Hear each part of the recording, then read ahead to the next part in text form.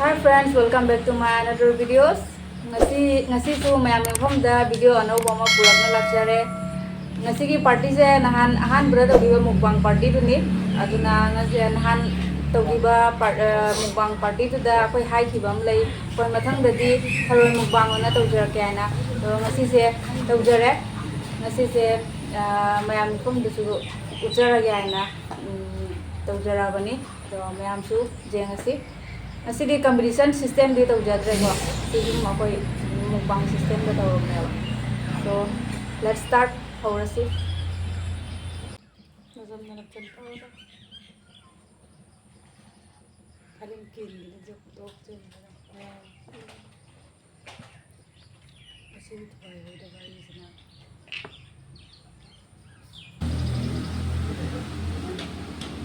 lai cha ka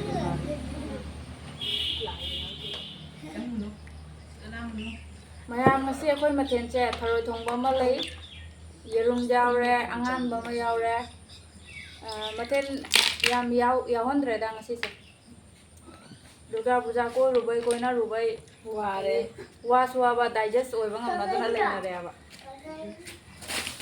angan mi sidi angan mi se hala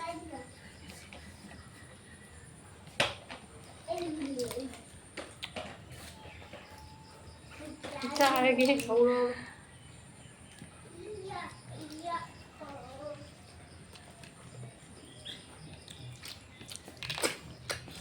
Tharoi juga tu je. Mahi yang macam.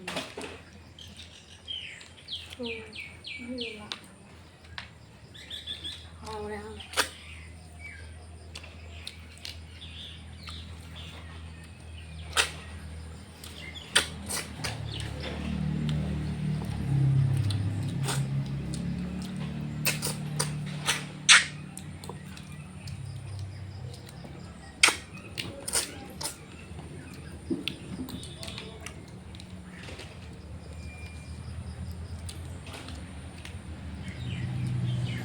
Ang sarap.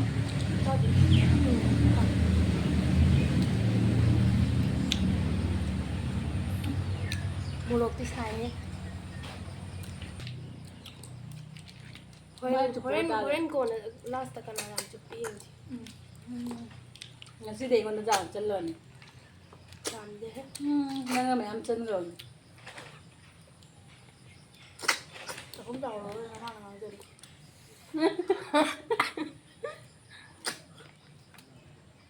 Cho không giàu là không mà cơm này đâu.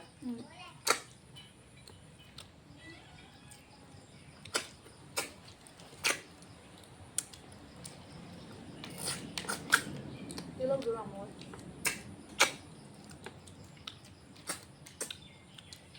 Nước lông nào? Anh chỉ có làm chả đấy. Anh gia đình. Cho. Đi còn đấy. Lâu cầu đi rồi. Dạ bạn. Xì đô này. Cả tầng mình cũng là một đỉnh quá.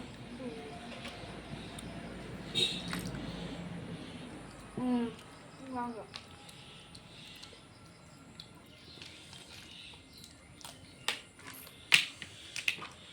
Ăn cho chưa rồi. Mayam. Kasi loga akoy humna chaba video se mayam humna nuai ba taraga di mathang da kari oina chabi wana comment section da biro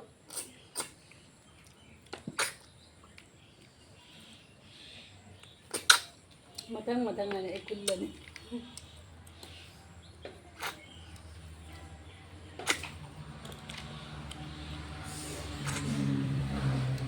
Chang below.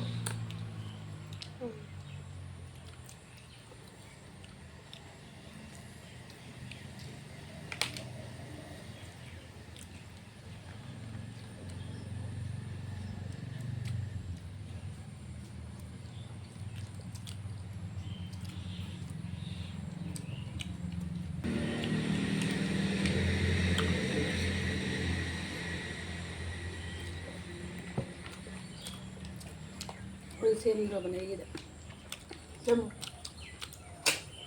Known मत नहीं आज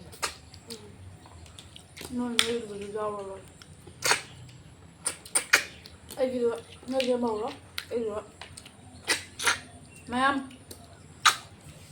ꯁꯤꯒꯤ ꯑꯩꯒꯤ sister in ꯂꯣꯒꯤ my channel ꯑꯃ ꯂꯩꯕꯅꯤ baby ꯂꯣꯏꯇꯥꯝ ꯍꯥꯏꯅ ꯃꯌꯥꯝ ꯈꯔ ꯁꯞꯄꯣꯔꯠ ꯇꯧꯕꯤꯔꯣ ꯚꯤꯗꯤꯑꯣ ꯊꯥꯒꯠꯂꯛꯀꯅꯤ ꯊꯥꯒꯠꯇ꯭ꯔꯦꯁꯨ ꯊꯔꯣꯏꯁꯦ ꯆꯥ ꯁꯥꯔꯛꯄꯅꯤ ꯉꯥꯒꯤ ꯃꯣꯔꯣꯛꯇꯣ ꯆꯥ ꯂꯣꯏꯔꯒꯗꯤ ꯑꯃꯨꯛ ꯌꯥꯝ ꯌꯥꯛꯀꯅꯤ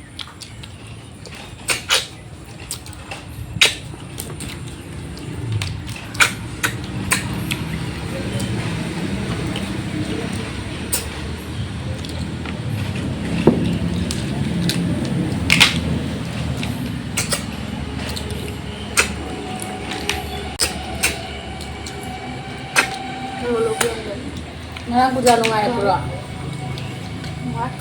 Nungay. Pwede pong baro makayal. Ha? Tawag din Mimi. Kaya nga ko chat pa. Duga na Mimi ang tangan. Mimi ang tilaw niya ako lago da. Duga ta tholok ko kanggu ko. Kasi hani dumay tinde. Pujang mo ring khang dare. Handaki pujare. Hana na mitililina. Hana dumay ko de. Nang kon to lang di na. Pujamam dare na. Rakesh to ramina pon. Ek tum gare na do lang di.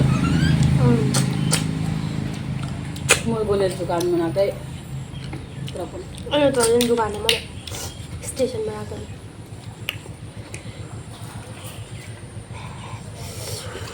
Basta saya. Nama. Ini ngawa.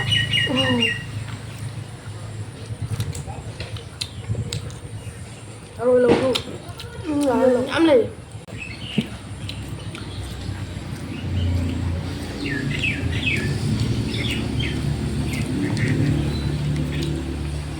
Cái gì nó cái đông nhiều chứ.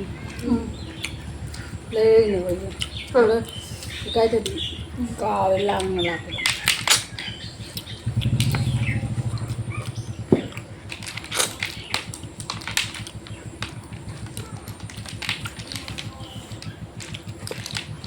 cái bông vào. Xin được rồi nào. Mới được thì xin được.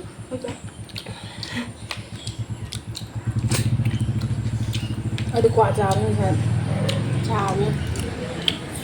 Chào nhỉ. Má anh chào rồi đi nè. Ném lên nè.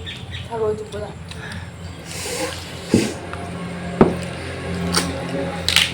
Sao rồi tôi xuất Tharoi chứ là cân mẹ em. Các jam janin mình thôi ra.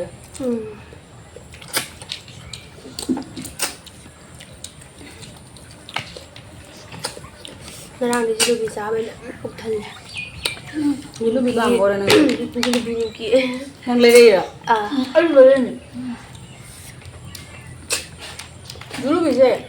Atau mà tụi nó cha là máu hay gì nên nungai tu. Uja tu cha cái này wakal dia nungai. Ay pra. Duga puja mal dia. Mới puja tan ni. Ay tu puja tu bagus yang dulu bisa tu lah tu. Gua tu mà tụi nó chơi đi. Dulu bi. Atau mà tụi nó chơi nè. Jadi dia mà nungai tu. Ay nggak puja dia. Mình thì dulu bi kirim lawa hau ya tu lah. Ay di para petak tu boleh. Kirim mana hau tu. Kirim mana hau ya ba. Ay nung kirim mana nungai tu. Karena ni kalau ming deba. Doon siya tabi ng kita. No matawin ni. Ay na ating dolo sari ni dania. Puja ko halaga ko gi tinali duga hotel am lay ba. Dulu bi lay gay na sang dulu bi se. Puja lo ko tan jan na lay na lo ram na. Pepet law min na doon siya ba. Ngok to khala sung jam jaw le ram na. Mon hai ba dulu bi lay tra. Ay na lay si di. Si di apet pa ni. Si di karam lo ra. Apet pa do na ay pa mi do ay na do. Lupa kun gitu ana pila mo na freedom do. Maning kakti do. Ko ni Ingat na haptan ni. haptan. Ani ni. Ko chupa na ba. Yari nama sudah Tharoi ini nama. Cukup. Jauh ni. Chupa. Tharoi chuppi training do.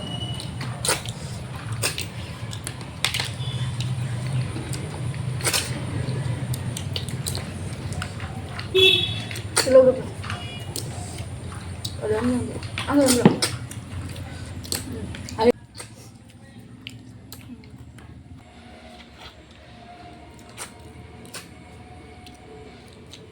Mình là chết lên ăn này mua cho này. Mình chỉ cái gì nè. Tharoi chuppi cái mình chỉ cái món này quá.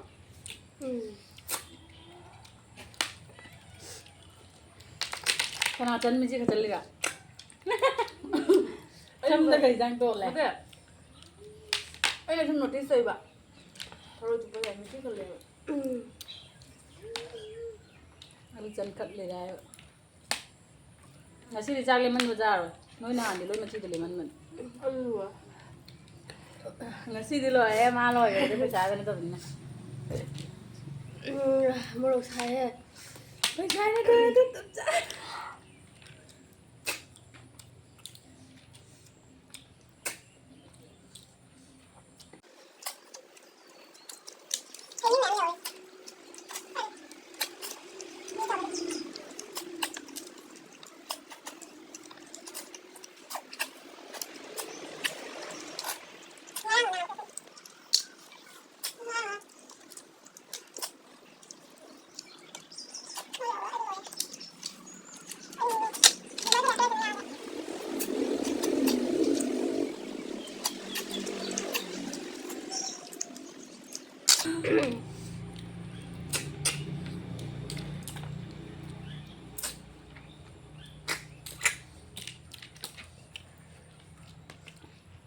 Tharoi cái thằng kia có.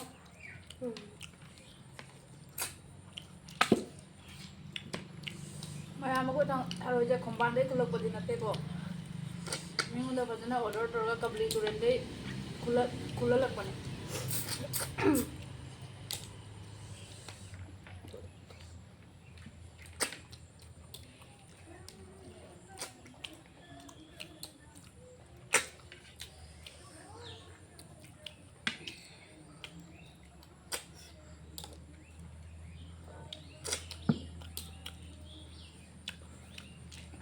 Mai chặt thì tên chạy liều đi dùng cô.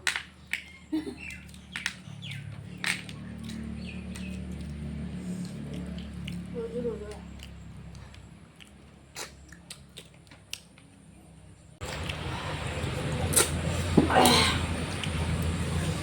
Nuôi ngày gì vậy quá? Chào.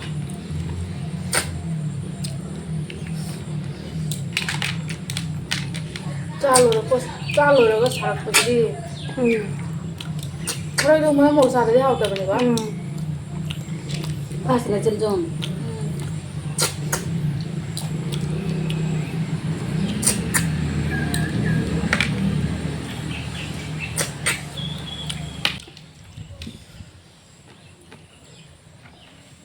A few minutes later.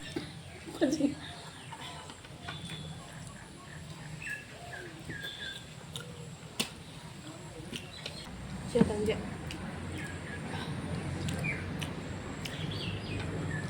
Chalo nó sạc lấy ấy.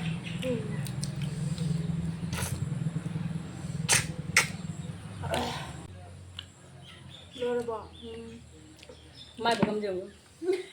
Anh Ma mukbang da khuding mak taloi le me hijang su dum chak su khara dum mai pakham je hangan no khate ai ai di lem de tilo Tilo đam thà để ai cha loi re sing mu Tharoi kem chạy Tharoi gì chứ nào? Tharoi je sia da À. ai ma khai được lắc tai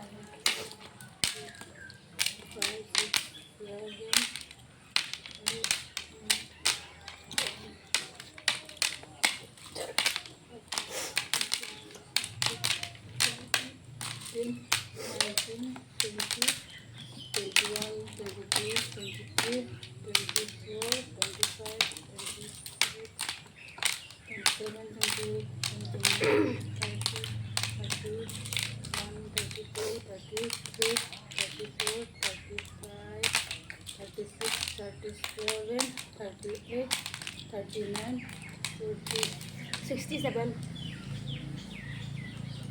Mom gì rồi? Anh อันนี้ที่บัตร67โอลิบะ อ่ะฮะคุณละเอามือละเอานั่นละ ไอ้ดูอันนี้นี่ที่ตัวอันนี้นี่ตัวบัตรเนี่ย43 extra มาเนี่ยเลยที่จ้าตัวบัตร खाली ดู 83อันนั้นดีไอ้ที่พูดว่าไม่90 minutes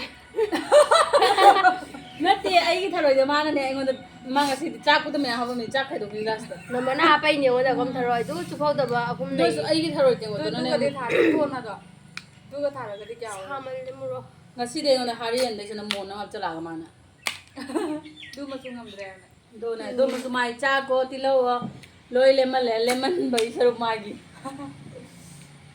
นู้นนี่นะขวดได้จ้ามาไอ้นะขวดได้ไอ้นัมเบอร์นี่นะตัวนั้นใส่ตะเลยนี่ ใช่เหตุ มาฮาริโคลิกลอยเพลงกันดูนี่มั้งคนเดียวโคลิกเพลงกันไรใส่สักกระดานแต่จะไว้ชาแกอ่ะ ใครดอกก็ได้เพลงเลยก็ได้เพลงไง โคลิกเพลงกันดูนี่มั้งคนเดียวสิ ไม่ใช่หนึ่งแต่เพลง